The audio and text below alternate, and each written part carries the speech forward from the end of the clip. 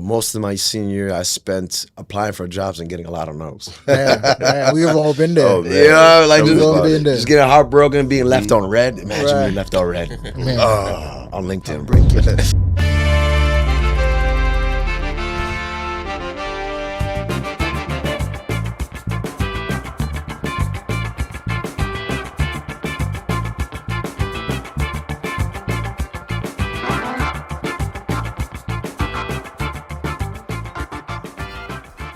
All right, Hackerproof HQ back again after the 6 p.m. in Houston event. We killed that shit. I ain't gonna lie, we killed that shit. Look forward to more events from us. And today, this is not about the event. We're with the baddest guy in tech, the sharpest dresser, the guy with all the suits. Look at all this tie-dye I just gave you. So, I'm gonna pass it over to the best tech speaker in tech. I've seen him everywhere speaking. I've seen him in Africans in Tech. I've seen him in other places. Let the guy introduce himself. What's going on, Abdie? High praise, bro. Okay. What's up, folks? My name is Abdie Mohamed. It is a blessing and big pleasure to be here. Yes, sir. I'm a lead cloud governance engineer, and I'm also a speaker as well. Hey, and I'm all about community and love the work that y'all doing here at Hackerproof. Appreciate you, bro. HQ. Shout out to the village, man. How would you say your weekend hanging with Hackerproof has been? Lots of enjoyment. Lots of enjoyment. I need more liquid IV packets. As you can see, my voice is almost gone. So I think our next show, we got to bring liquid IV just in case the guests hang with us. Yeah. We just give them liquid IV so you plug it in. Definitely. But not to say that, though, how about you share a little bit of your journey in tech, how you got started, what led you to even being tech? Because a lot of people, really, tech is not their first choice. Yeah. Going into anything they're doing. Tech is not really the thing they look at to say, hey, this is what I'm going to be doing my whole time. Yeah. So what was your journey like? For sure. So for those who don't know, I'm Somali.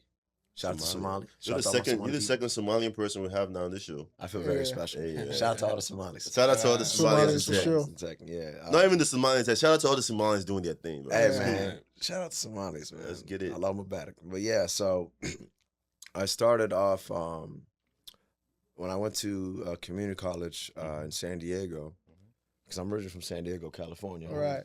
And I brought the Cali swag to Houston. I feel you, man. I feel you on that. I see. This is grown man. This is grown man swag. Yeah. Cali swag. I got to change the clothes up and do a little Dougie. You know what I mean? But when I went to community college, my original plan was to become an economist. Okay. So I took an economics class, and it made us understand how the world works. How does money work? The Federal Reserve. Microeconomics, macroeconomics, trade. Just how the world moves. How products and services are created with businesses. Yeah. So that fascinated me. So I wanted to become an economist. So right around the time when I was about to get my associate's degree in economics, I had the realization that, hey, most economists don't get paid much. I think that's the same realization we all made. I was gonna let you finish first, man. Yeah. Love, bro.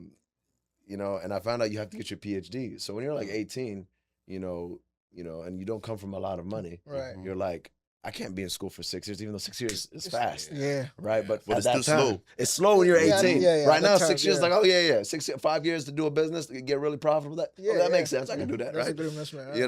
But that was the realization I had. So when I transferred to university, I made a change to my major. So I switched to MIS, so Management Information Systems. Right. So that's studying how IT is used in the business world. So you do a range of different IT courses. So you have like you have like business analysis course using like SAP, Tableau, and you have like some programming classes, networking, and then also a lot of business courses as well mixed in there.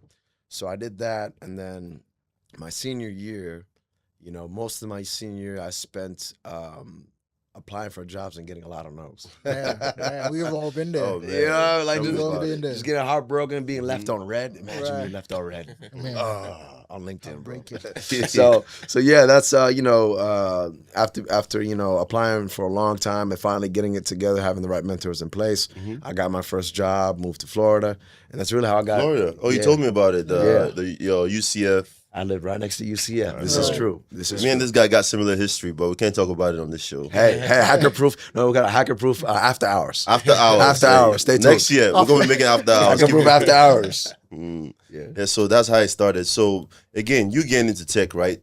it wasn't really cybersecurity at first, right? I would be guessing. So my first, so here's interesting. So I shout out to my dad. I want to give a shout out to my dad. Shout out to all dads out there too. Shout out to my father. He got me a job when I was 18 at a clinic he was working at. Right. And I was doing, I had paper medical health records, and I was scanning them into a system, to maintain HIPAA compliance. Right? So that was my first exposure to GRC and compliance. Right? But I didn't know that at the time. I was like, yo, I'm over here. I don't. It's in this horrendous room. I'm scanning these papers, stamping them, scanning them into the electronic health record system. Right. But I didn't know it was to support HIPAA compliance.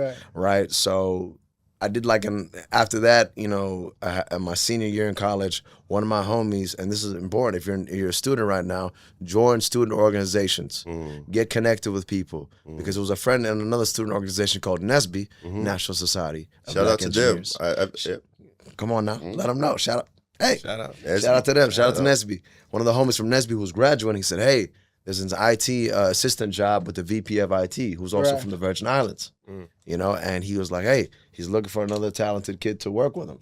I said, yo, I ain't got much talent, but I'm down to work. Yeah. So, that year, that senior year of college, I had a lot of development working under that man.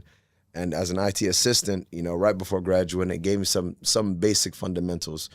Things that, a lot of us aren't taught growing up. Like, how do you send a proper email? How do you, the art of showing up early or showing up all the time. You said send the proper email. To this day, it's still hard to send the proper email. Bro, man. I'll be using Copilot for that. You got to use one of them. Oh, man. Because I think the kind of people you're dealing with, sometimes you have to make sure your email matches the way they want to see that response. Right. Yeah. Right. And sometimes it's just hard to think, man. You just got to chat GPT it. Maybe a little prayer, right? Yeah. Before you send that email. But yeah, that's for me, I did an IT assistant. That's my first tech role, but it was while I was on campus. And then my first role was completely GRC, but it wasn't heavy on the technical side yet. It was that first year out of college. My title was cybersecurity engineer, but really, what I was doing change management. So if you understand cybersecurity, right, a cornerstone of a strong cybersecurity program is change management. Right. If you have no change management, it's part of the policy, information security policy. You have to have a change management procedure. Yeah, we need to know who's making changes to the infrastructure, to our processes, to our physical, whoever's our code, right? Like, who's making these changes? All that needs to be tracked, right? In the moment, though, I was like, yo, this is boring. I'm quitting this job. I'm out of here. But I didn't. It was that 1 year. It taught me a lot of why, if you're a cybersecurity leader and you're building out a cybersecurity program from zero, change management needs to be there, right? That's why we have, GitLab or GitHub, right? You need to see who on the team made changes to the HackerProof app. Right. What's going on? Who made these changes? But there was no commentary. He just made changes. No commit, no comments. No commit, no comments, So that's kind of the transition. So you're in the GovTech space, right? Yes, this is true. Okay, from your experience in the GovTech space, what makes it, I see a lot of people talking about GovTech. What makes it so valuable? What is the top 3 value you get from being in the GovTech space? Yeah, for sure. I'll say, obviously, administration has shaken up some things, but more or less, GovTech historically is more stable in comparison to big tech.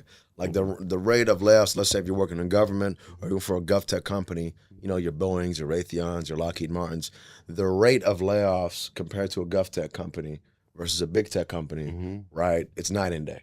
It's night and day. So granted, you might not get paid as much, but right, it's more of a trade-off, right? Like you might, at a GovTech company, you might have more work-life balance. You do your 40 hours and you can bounce, right? Whereas a big tech company, hey, our shareholders are upset right now. We need to get this AI tool out the door. So you're here in the office, in the Tesla office until further notice. Yeah. So even at night. Yeah. So it's like a trade-off, right? There's give and take. I would say GovTech, one of the other values that you get is you also, let's just say you're a patriot, and you want to be involved in, the country's overall development when it comes to technology.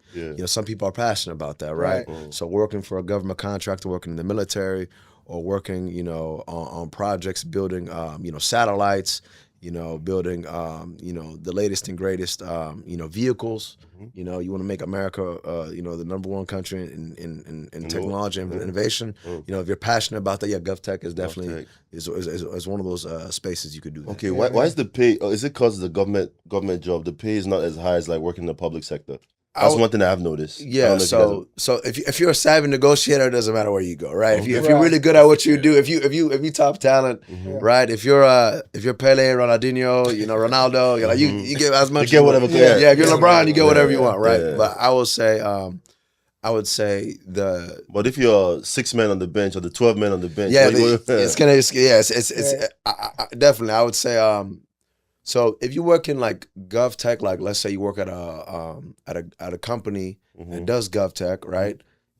That's a traded company, like a big company, right? You could make decent money. Working for the government itself, right? The government, they're not known for extremely high pay, right? They're working as an employee for the government. However, again, those hours are pretty set. Not a lot of people work OT in government as far as tech is concerned, as far as I understand. And if I'm wrong, put it in the comment that I'm wrong. All right. I heard the benefits kind of, makes up for it. The benefits are really good, though. The benefits are really good. I mean, I know people who work in government. I don't know if they still do it now, but I know people, who work in government, they still have pensions. Pensions? Really? Yeah.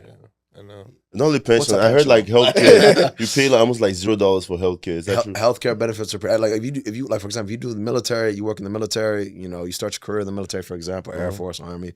Healthcare benefits are pretty good. Healthcare benefits are, as far as I know, they're pretty decent, man. As a, I don't know if you guys have a question.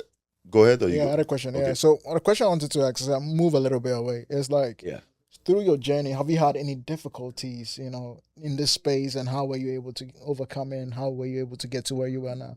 Every day is a difficult day, bro. I know, bro. But there are some difficulties that stand out always, just. Yeah, for sure. I'll tell you something right here, right? One of the difficulties that I had, one of the many difficulties that I had in my career has been understanding that there are things that are outside of your control. For example, if you want a promotion, your manager could love you, your teammates could love you, your senior manager could love you, but there are other factors that go into promotions. Right. Finance, HR, the chief security officer, right? I might be speaking from experience, right? But there's a lot of things that go into promotion. Sometimes people, they go for a promotion, they try to get the promotion, get that new title. They've been taking responsibility. They're ready for that next level. However, they don't realize that, hey, a promotion, it can be shut down. It has nothing to do with you. But one thing I also noticed, a lot of people are saying fuck the promotion and just keep their remote job. I'm seeing that too. I'm seeing that too. People are, especially younger folks, right? Younger millennials, younger Gen Z, you're seeing that, hey, I don't even care about becoming a director or a VP. Yeah. I just want to work my 40 hours and do my little side business. Yeah. Not even little, my business, my main business, right? So I'd say that one of the bigger challenges was understanding not taking things too personal. It's personal because, you put in so much sweat equity, so much work in. But I had a situation years ago where I was really heartbroken. I felt like you deserve it. I deserved it. And the fact that I'm not getting it, am I not cut out for this anymore? So. At that point, you feel like it's better to just leverage your skills and go elsewhere, or just keep pushing? I mean, I recommend always checking the market. Always checking the market. Right? Hey, bad guy, go. Listen.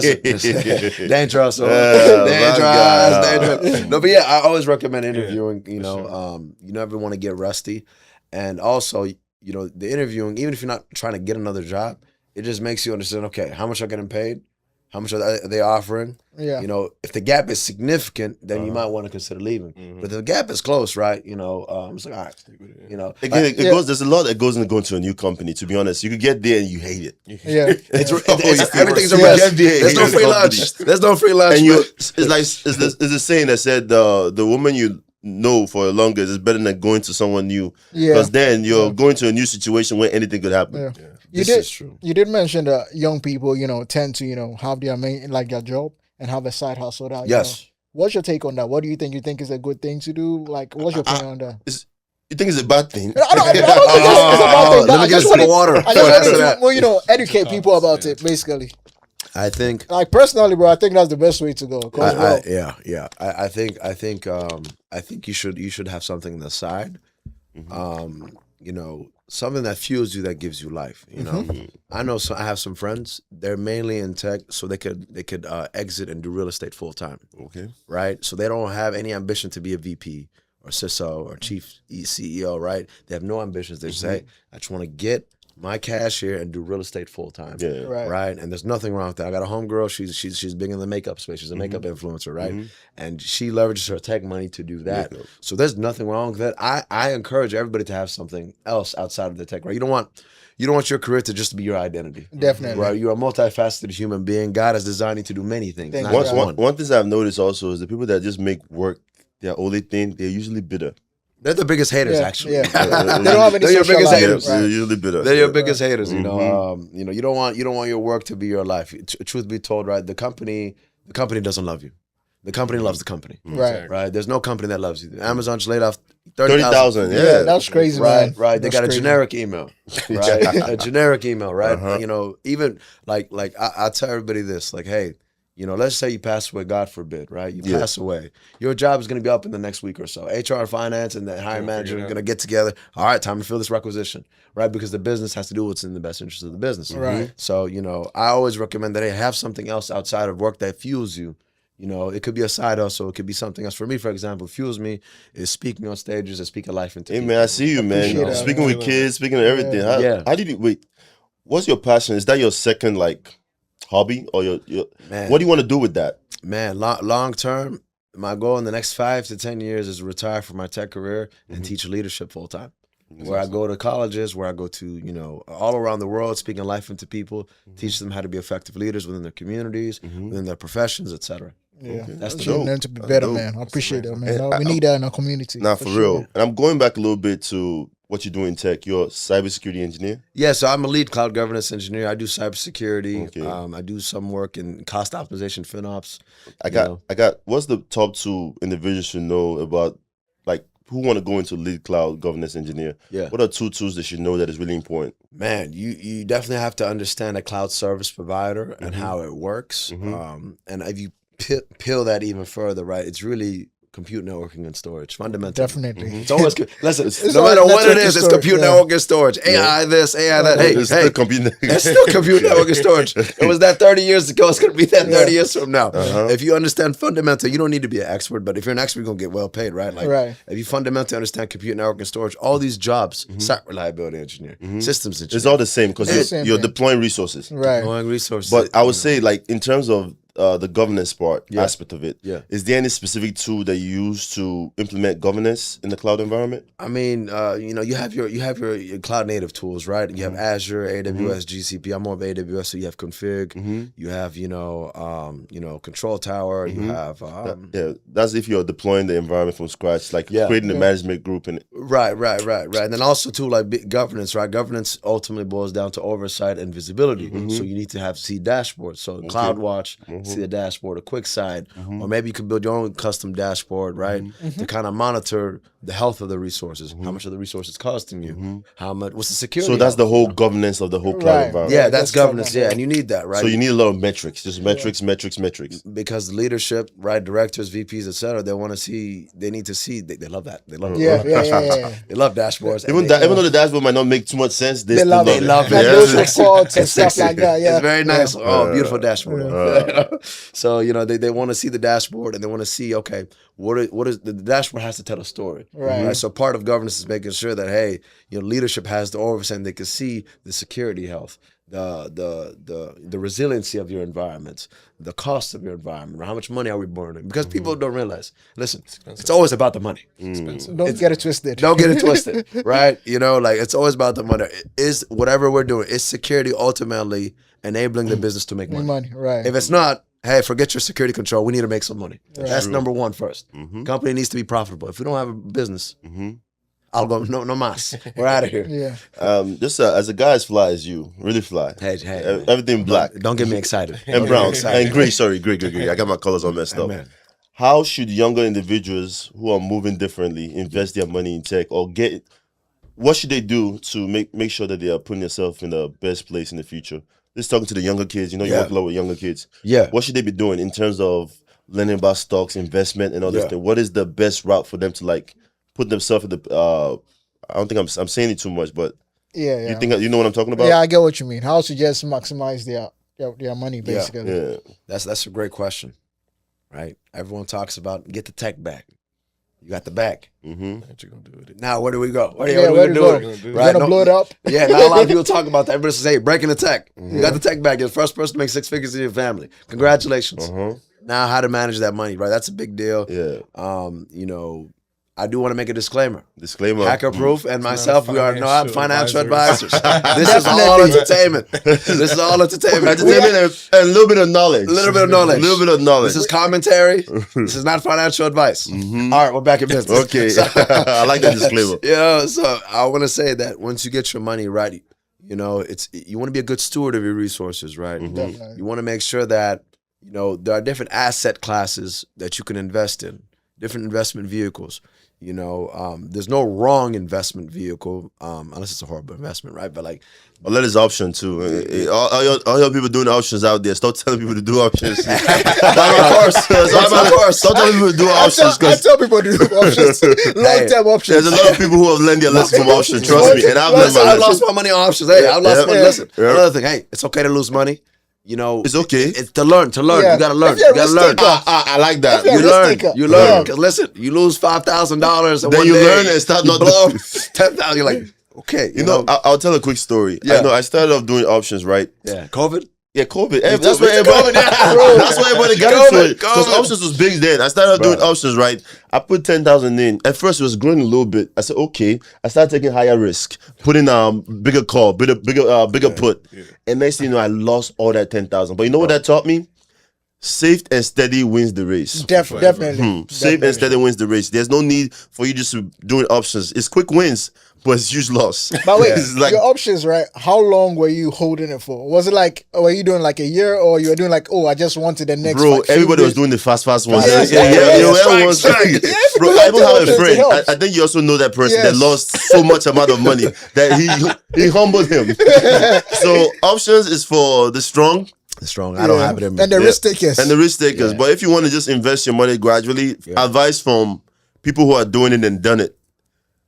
Steady and slow investment. Find the company that you believe in. Find the people that know about this company. Learn about it. Then put money into it. You don't have to put all your eggs in one basket. Just put a little bit here and there, and eventually it's going to pay out. Trust me. This is coming from not financial advisor though, but trust me. An experienced advisor. I'm an experienced advisor. The more you invest and the more you put your money in random places, that company actually makes sense. Eventually, it's gonna blow up. Yeah. Do your research first, though. See, listen to him. This is the Igbo guys. Igbo guys are the smartest guys in terms of money. I heard they love money. They love money and they know how to make money. I gotta hang out with the Igbos more. Huh? I gotta hang out with the Igbos. Yeah, hang out with the Igbos. But going forward, you know, you talked about the 3 tools you use. You talked about how you broke into tech and how you're helping to mentor younger kids. So I know we're getting closer to the end. We'd like to leave it open for the guest, Abdie, the man with all the suits. Hey, man. To ask us any questions that maybe you want to know about Hackerproof HQ, what we are doing here, what you're seeing from us, and any advice you maybe could give us to help us grow.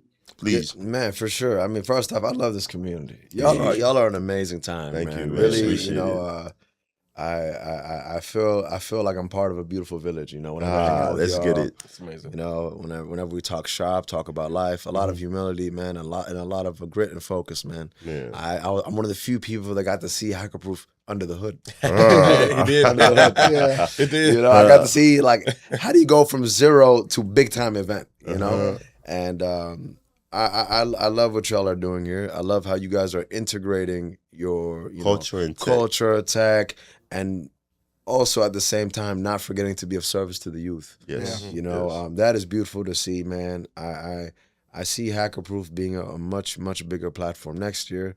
I also see, you know, Hackerproof, you know, getting more guests because tech influences everything. It's not just technology and big tech. No, tech influences everything. Right? So Elon Musk, if you want to come on, let us know. I see y'all bringing guest athletes, you know, gold medalists. I see y'all bringing, you know, actors. I see y'all bringing entertainers. I see y'all bringing doctors and how they leverage technology to solve healthcare problems. I see Hackerproof expanding way beyond that. And you know, my suggestion would be to continue to be the tight, close-knit group that you are. You know, it's very hard you know, everybody has an ego to a degree, right? It's very hard to have a team that says, hey, no one's bigger than the vision. No one's bigger than the hacker-proof program. Yeah, that's true. Right? So my biggest advice is continue to stick with one another and keep what y'all got going on, because there's something special here. Something special here, man. Listen, y'all, they wined and dined me. They took me out.